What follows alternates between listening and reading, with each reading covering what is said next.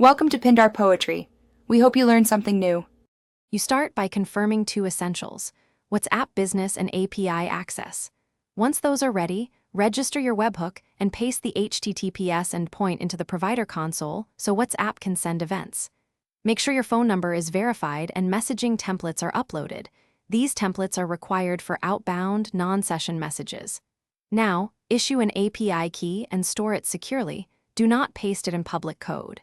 Then, run a quick webhook test to see incoming event payloads land on your server. Once your webhook receives events, wire those payloads to your bot logic so you can parse text, media, and interactive replies. Implement session tracking to know which conversation step a user is in and route to the correct handler. This avoids repeated questions. Make sure outgoing messages use approved templates or are sent within a 24-hour session window. Also, validate provider signatures on each webhook request, implement rate limiting, and keep concise logs for debugging. These practices prevent message loss and abuse.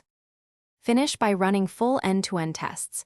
Initiate conversations, send buttons, media, and templates, verify delivery and user receipts. Once done, monitor runtime logs, webhook retry behavior, and any template rejections from WhatsApp to catch issues early. If messages fail, inspect number status, review template compliance, and confirm you haven't exceeded provider rate limits.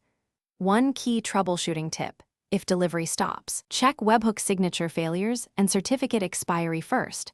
Those are the most common silent. Thanks for watching. Consider subscribing if we helped you.